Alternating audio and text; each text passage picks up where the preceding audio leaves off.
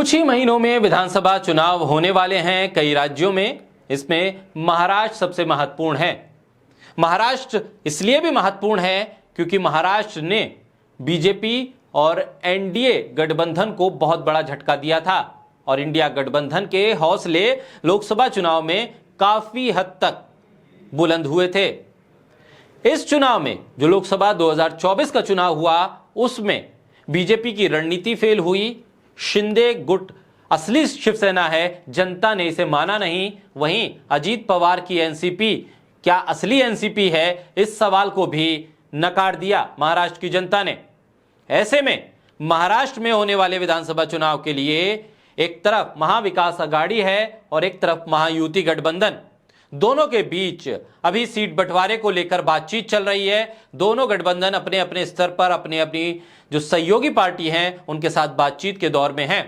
महाविकास अघाड़ी में सीटों के बंटवारे को लेकर आप अगर समझना चाहें स्थिति को तो फिर संजय राउत के उस बयान को समझिए जिसमें वो कहते हैं कि हम मिलकर चुनाव लड़ेंगे, यानी उद्धव ठाकरे, शरद पवार और कांग्रेस पार्टी।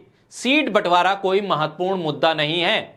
और एक बात यह भी कुछ दिनों पहले सामने आई थी जिसमें यह कहा गया था कि महाराष्ट्र में महाविकास अघाड़ी में कोई छोटा कोई बड़ा भाई नहीं, सब बराबरी के हिस्सेदार हैं। यानी कि महाविकास अघाड़ी में बहुत कुछ साफ हो चुका है। चुनाव मिलकर लड़ना है, ये एक महत्वपूर्ण बिंदु जिसके इर्द गिर्द पूरी सियासत है। दूसरी तरफ बीजेपी के गठबंधन में एक तरफ शिंदे गुट की शिवसेना, अजीत पवार की एनसीपी और बीजेपी है।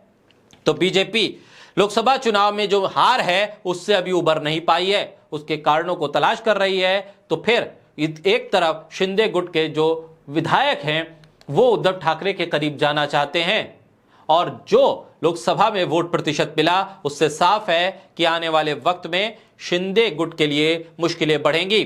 वहीं अजीत पवार के सामने भी मुश्किल यही है कि एनसीपी के अधिकतर नेता शरद पवार के साथ जाना चाहते हैं। तो वहीं अजीत पवार भी बहुत कुछ कर नहीं पाए। इस लोकसभा चुनाव में उनकी पत्नी खुद चुनाव हार गई। ऐसे में एक सर्वे सामने आया है, चुनाव से पहले का यह सर्वे है जो यह बताता है कि महाविकास अघाड़ी गठबंधन अभी भी महायुति गठबंधन से आगे चल रहा है और बीजेपी के गठबंधन वाला पूरा का पूरा गठजोड़ अभी भी बहुत पीछे है। कुछ ही महीनों में विधानसभा चुनाव होने वाले हैं। विधानसभा चुनाव को लेकर सकाल का प्री पोल सर्वे सामने आया है। इसमें महाविकास अघाड़ी गठबंधन आगे निकलता दिख रहा है। सकाल के पोस्ट पोल सर्वे में आगे जाती दिख रही है महाविकास अघाड़ी। महाराष्ट्र में आने वाले कुछ महीनों में विधानसभा चुनाव को लेकर यह सर्वे आया है जिसको लेकर सियासी माहौल गर्मा चुका है। इस विधानसभा चुनाव को लेकर सकाल का सबसे ताजा प्री पोल सर्वे सामने आया जिसमें महाविकास अघाड़ी गठबंधन आगे निकलती दिख रही है। सकाल मीडिया के सर्वे के मुताबिक 48.7% जनता ने महाविकास अघाड़ी के पक्ष में अपना मत दिया है, जबकि महज 33.1% लोग महायुति यानी कि बीजेपी शिंदे गठबंधन के पक्ष में नजर आए हैं। वहीं 4.9% लोगों ने किसी के भी प्रति अपना मत नहीं दिया।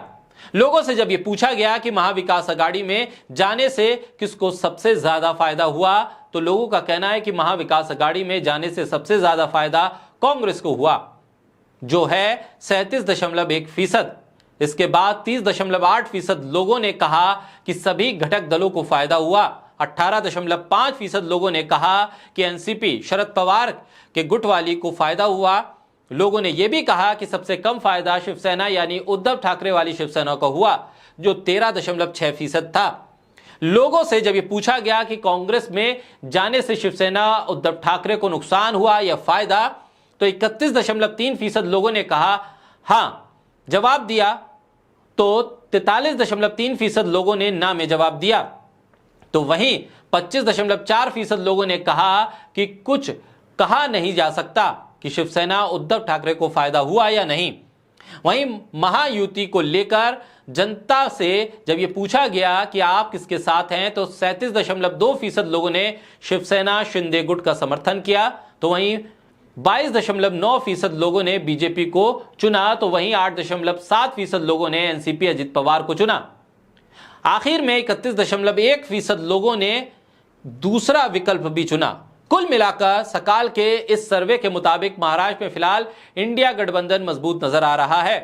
अब यह देखना होगा कि आने वाले समय में महाराष्ट्र में क्या सियासी समीकरण आते हैं, क्योंकि महाराष्ट्र सरकार के मंत्री छगन भुजबल, जो कि अजीत पवार की एनसीपी गुट से बताए जाते हैं, उनके साथ शामिल हैं, लेकिन नाराज हैं, कुछ दिनों से सुर्खियों में भी हैं। और अब छगन भुजबल ने एक दिन पहले ही बारामती में जनसम्मान रैली में भी शरद पवार पर जमकर हमला बोला था। शरद पवार को निशाने पर लेने के बाद 24 घंटे के अंदर ही छगन भुजबल उनसे मिलने के लिए उनके घर सिल्वर ओक पहुंच गए। ऐसे में सियासी पारा महाराष्ट्र का गर्मा गया है। छगन पाला बदलने जा रहे हैं, क्या शरद पवार के साथ जाएंगे, क्योंकि वो अजीत पवार के साथ होते हुए भी उनके साथ दिख नहीं रहे हैं। छगन भुजबल से मुलाकात को लेकर अभी बहुत हद तक मुद्दे साफ नहीं है, लेकिन कहा जा रहा है कि उन्होंने शरद पवार से आरक्षण को लेकर बात की है, मराठा आरक्षण पे बात हुई है, पार्टी को लेकर बात हुई है, और साफ तौर पे छगन भुजबल ने कहा कि वो किसी पार्टी विशेष की तरफ से नहीं बल्कि एक विधायक के तौर पर उनसे मिलने पहुंचे थे। लेकिन सियासत में ये मुलाकात राजनीतिक मायने तो जरूर रखती हैं। आने वाले वक्त में देखना होगा कि किस करवट ऊंट बैठता है।